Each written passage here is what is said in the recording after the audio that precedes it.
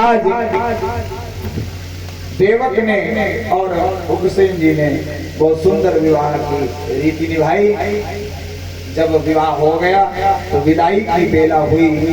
जब विदाई की बेला आई, आज देवकी ने मेहंदी रची है, बढ़िया सुंदर साड़ी पहनी। विदाई के समय वसुदेव जी जब जिस रथ पर लिए जा रहे थे, आज उस रथ को एक दूत चला रहा था। कंस ने तुरंत उस दूत को हटा दिया और स्वयं रथ की बागडोर पकड़ ली, लेकर के चलने लगा। ध्यान से सुनिए हमारी बात। कंस ने जैसे ही बागडोर पकड़ी तो सब लोग जय जयकार करने लगे, कंस महाराज की जय हो, कंस महाराज की जय हो। क्यों? बोले देखो हम लोग सोच रहे थे कंस बड़ा पापी है, बड़ा नीच है, लेकिन कंस तो देखो कितना सरल है, कितना दयालु है। ये तो अपनी बहन को स्वयं विदा कराने के लिए ले जा रहा, कितना बड़ा काम किया इसने, और बेटी अपनी बहन का ब्याह कर दिया। सब लोग जय जयकार करते हैं। देवता लोगों ने देखा, बोले अच्छा आज इसने दया वाला मुखौटा लगा लिया, तो सब लोग ध्यान नहीं दे पा रहे हैं। चलो अच्छा इसका ये मुखौटा हटवाएं। तो आकाशवाणी हुई, पति प्रग्रहीणम कंसम आभास्या शरीरवा अस्यास्त्वा अष्टमो गर्भो हंसाया वहते अबुध। अरे अबुध, अरे मूर्ख, तू जिस देवकी को इतने लाड़ प्यार से विदा कराने के लिए ले जा रहा है, इसी देवकी का 8वां गर्भ तेरा काल हो। अस्त्यास्ताम अष्टमो गर्भो हंताया, 8वां गर्भ तुम्हारा काल होगा। जैसे ही सुना, मुखौटा दया वाला हट गया। बोले अच्छा ऐसी बात है, ये देवकी का लाल हमें मारेगा, तो मारेगा तो तब जब बचेगी देवकी। आज देवकी की ओर देखा, जिन हाथों में रथ की बागडोर थी, उन हाथों में कचेक रही तो देवकी की चोटी पकड़ करके रथ से गिरा देता है, और खड्ग पाणी हाथ में खड्ग निकाल करके मारने के लिए उद्यत हो गया। उसी समय वसुदेव जी ने देखा, देखो ये बुद्धिमानों की रीति है कि अगर कोई मरने वाला है तो उससे बचाया जाए। और फिर अभी अभी जिसका ब्याह हुआ है, उस बेटी के मन में क्या क्या भाव पनप रहे होंगे। जिसने अभी ससुराल नहीं देखी, जिसने अभी ढंग से पति से दो बात नहीं की, जिसकी अभी मेहंदी हाथों की नहीं छूटी, उस देवी को मारा जा रहा है। तो वसुदेव जी ने सोचा कि जरा इसकी रक्षा करें, तो तुरंत उपदेश देने लगे, मृत्यु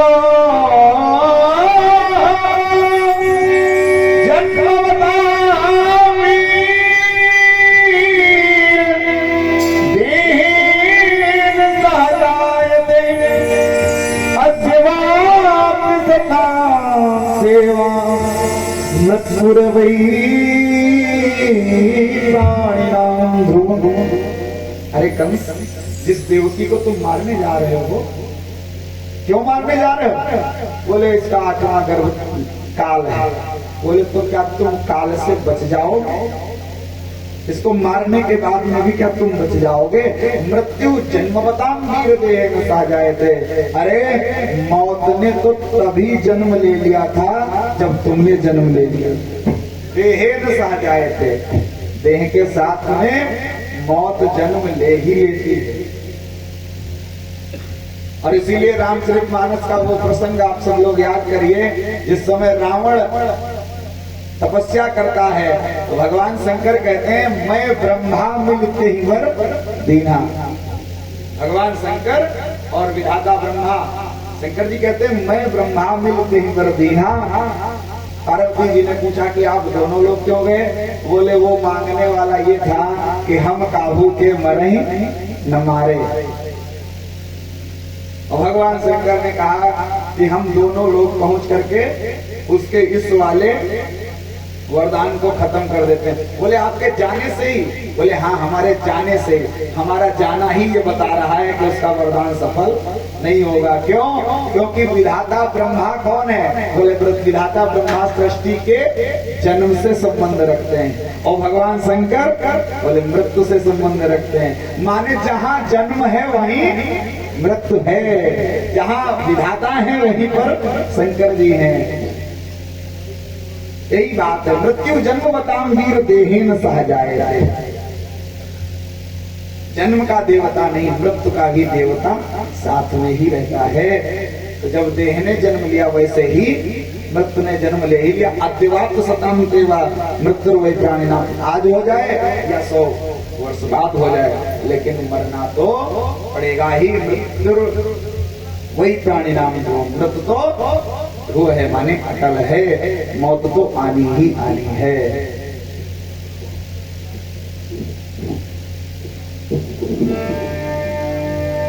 प्यास लगती है तो पनघट की याद आती है। प्यास लगती है तो पनघट की याद आती है। लगती है तो पनघट की याद आती है। प्यास लगती है तो पनघट की याद आती है। लाज लगती है तो घूंघट की याद आती है।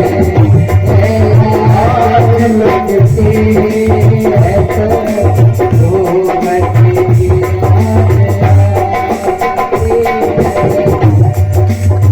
कैसी गमगीन कहानी है जिंदगानी की। कैसी गमगीन कहानी है जिंदगानी।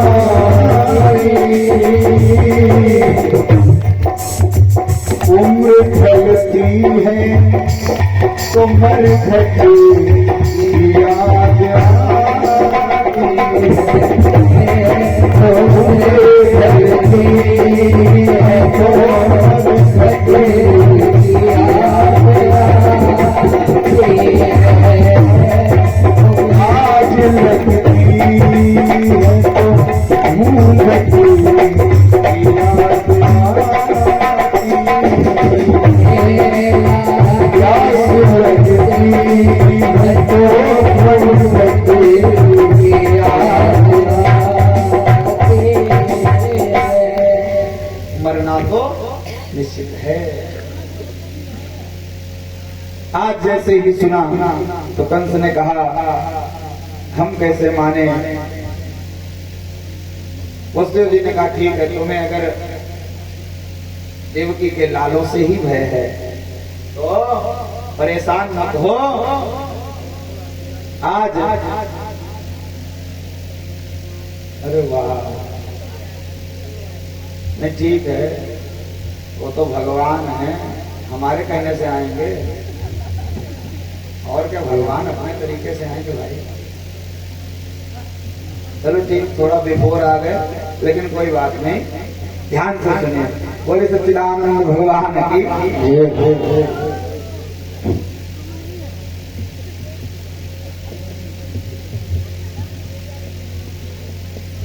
वैसे भैया जन्म मौत अपने हाथ में है ना, जन्म जो है जब चाहे तब, लेकिन आज कल आदमी वही तो अपने बस में करे।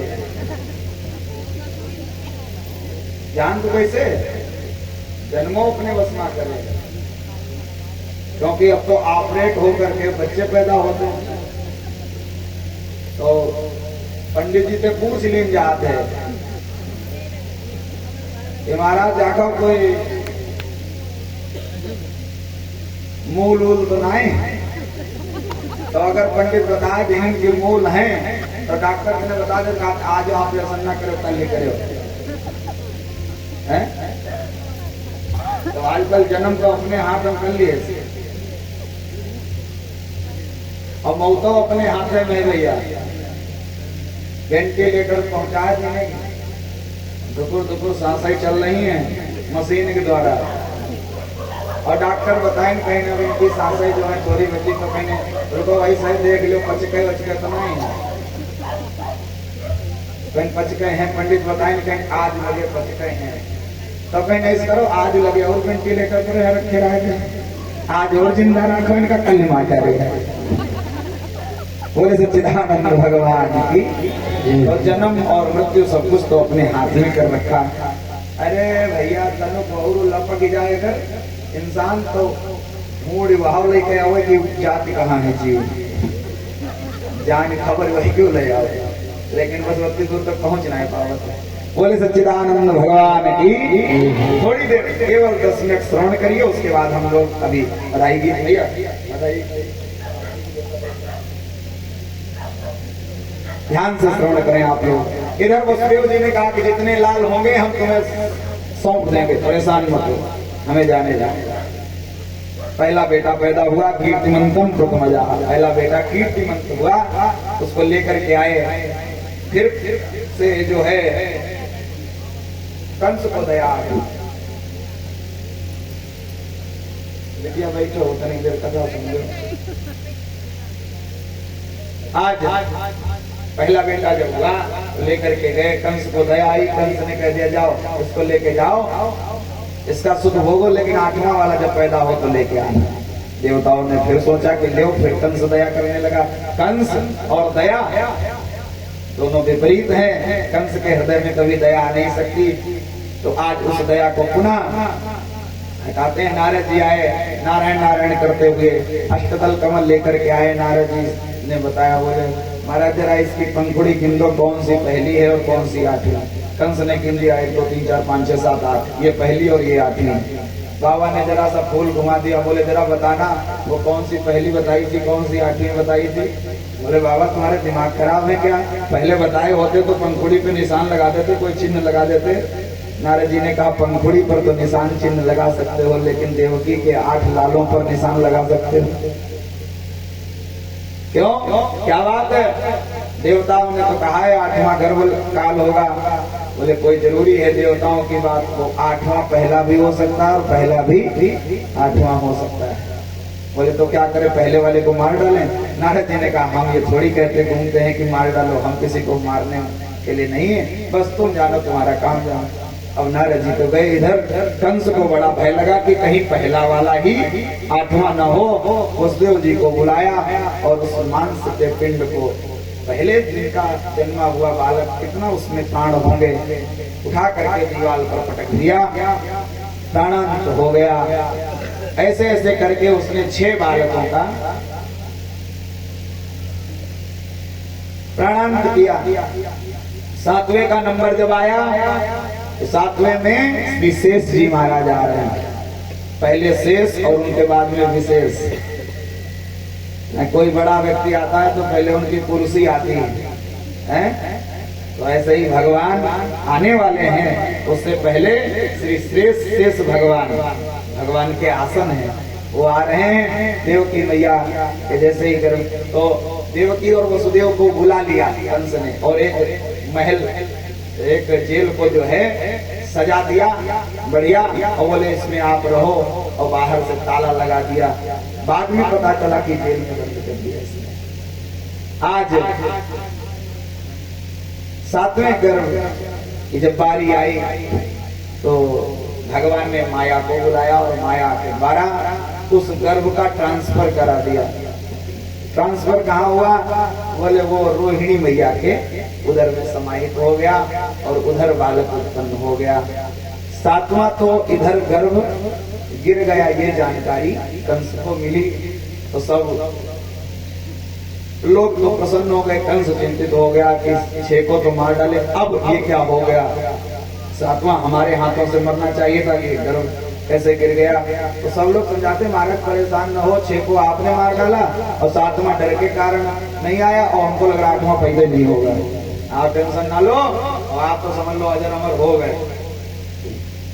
कंस को बड़ी चिंता, लेकिन 8वां गर्भ आया और जैसे ही 8वां गर्भ आया तो चिंता और बढ़ गई। 8वें गर्भ की बारी थी, 8वें गर्भ की कंस के यहाँ तैयारी थी, 8वें गर्भ की बारी थी।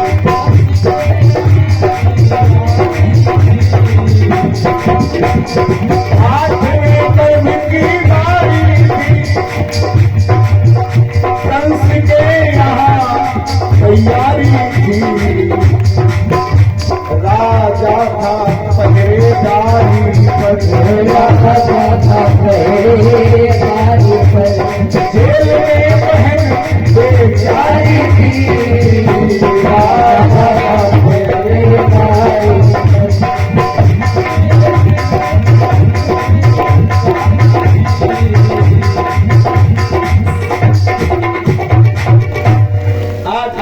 बार बार आता है, इतने पहरेदार खड़े और फिर भी कंस को चैन नहीं पड़ती।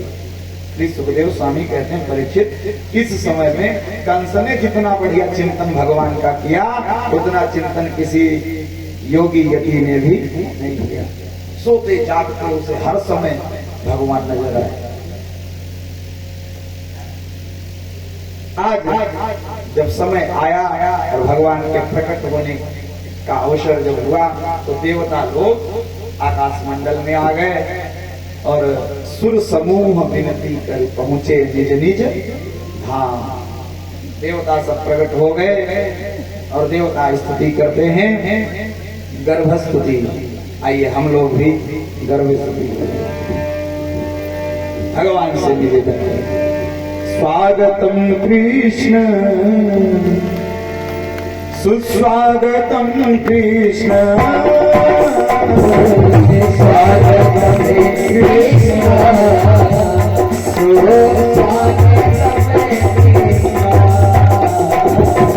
एक बात बताएं, भगवान के जब प्राकट्य का समय हुआ ना तो जितने भक्त लोग थे ना बहुत प्रसन्न हो गए, बहुत खुश हो गए, और जितने राक्षस रहे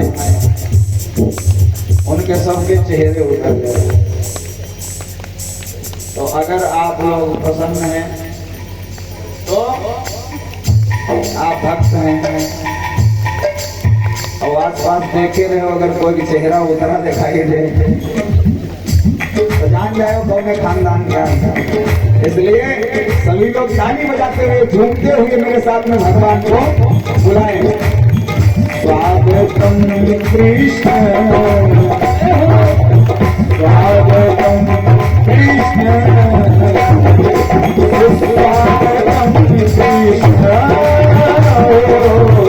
स्वागतम कृष्ण,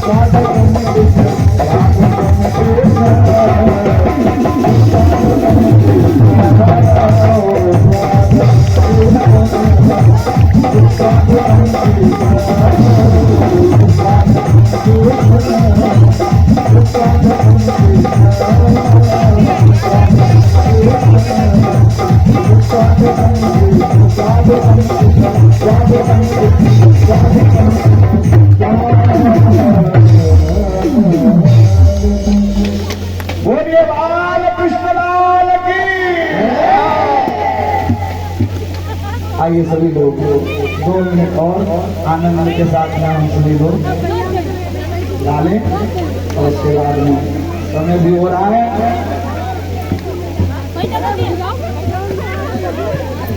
श्री राधे। आज श्री वसुदेव जी महाराज भगवान को लेकर के